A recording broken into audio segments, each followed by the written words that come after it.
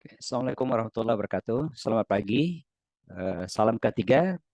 Hari ini saya akan berbagi tentang teori kecelakaan yang lain yang dikenal dengan teori human factor atau human factor theory.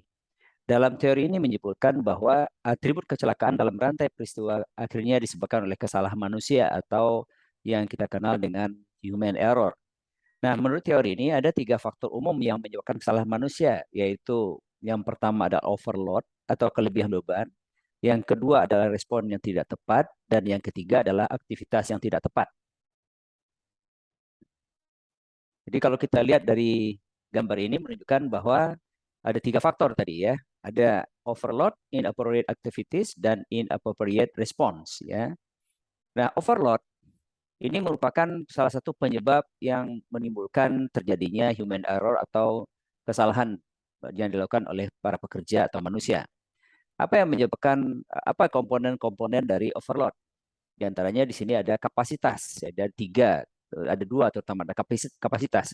Kapasitas adalah produk dari faktor-faktor seperti kemampuan alami seseorang, pelatihan, keadaan pikiran, kelelahan, stres, dan kondisi fisik.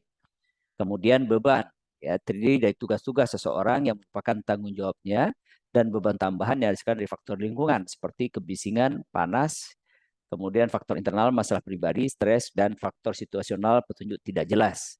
Dan kemudian juga ada faktor keadaan, produk dari tingkat motivasi seseorang.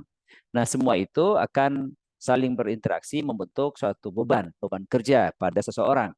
Maka overload dikatakan adalah ketidakseimbangan antara kapasitas seseorang dengan beban orang atau pada saat tertentu. Berkaitan dengan kapasitas, tentunya setiap orang memiliki kapasitas yang berbeda-beda. Jangankan di antara orang, kita saja bisa berbeda kapasitas kita pada saat pagi hari dengan siang hari. Pada saat kita kerja siang atau kerja malam, atau kerja pagi atau pada saat sore.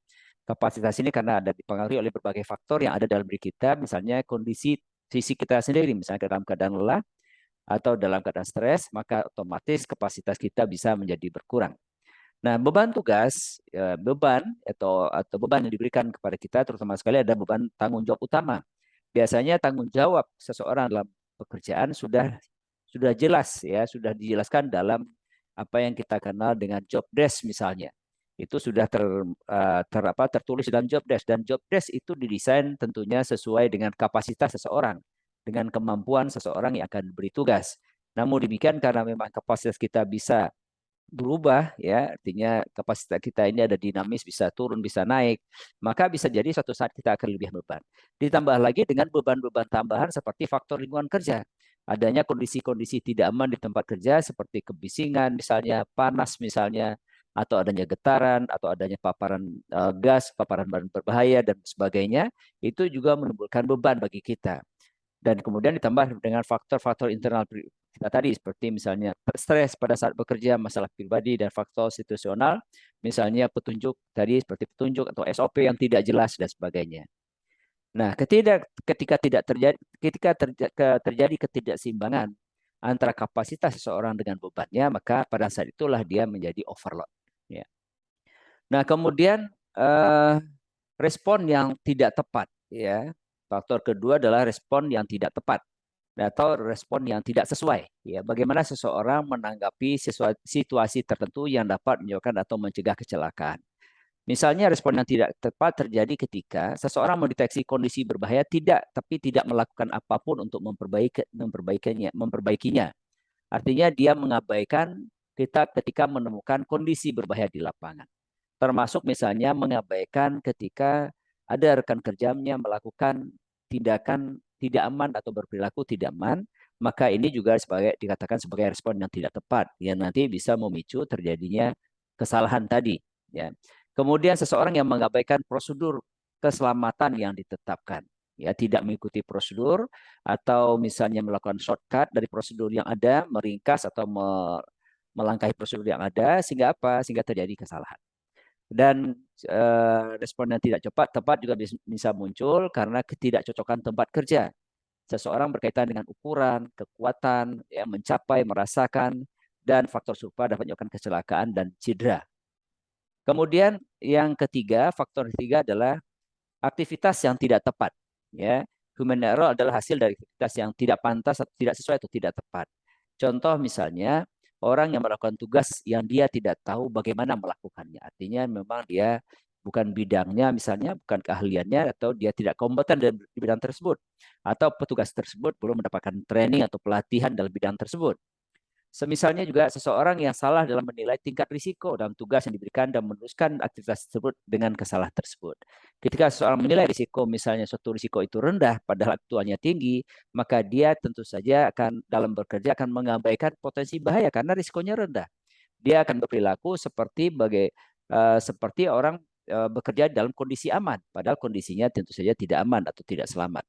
Nah, ini kesalahan dalam menilai tingkat risiko dan merupakan aktivitas yang tidak tepat yang pada akhirnya bisa menyebabkan terjadinya human factor atau human error tadi.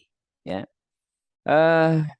Contoh misalnya, ini saya berikan contoh sederhana di sini misalnya, suatu perusahaan satu perusahaan namanya John Cabinet and Construction, ya, GCC Company adalah perusahaan yang membuat semacam lemari-lemari kantor misalnya di sini, melihat pertumbuhan yang cepat dalam penjualan sehingga kewalahan dalam tenaga kerja perusahaan.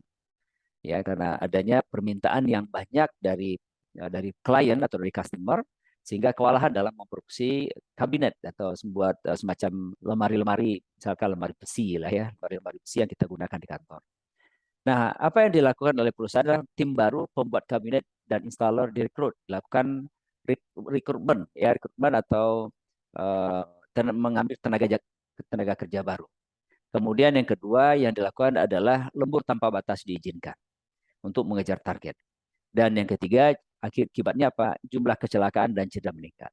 Ya, dari akibat yang dilakukan dari dua tindakan pertama tadi.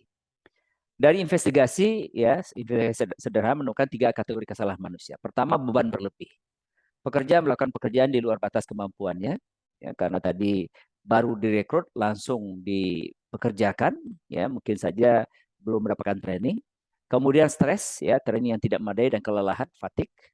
Ya, pekerja menjadi stres, baik stres fisik karena lembur yang berkepanjangan, kemudian juga stres secara psikologis, ya, karena tadi beban kerja yang tinggi dan juga di luar batas kemampuannya. Kemudian respon yang tidak tepat. Operator memindahkan alat pengaman untuk mempercepat proses produksi. Misalnya alat pengaman, alat potong, ada pengamannya dipindahkan, ya, dihilangkan supaya lebih cepat dalam memotong plat-plat yang akan digunakan untuk lemari tersebut.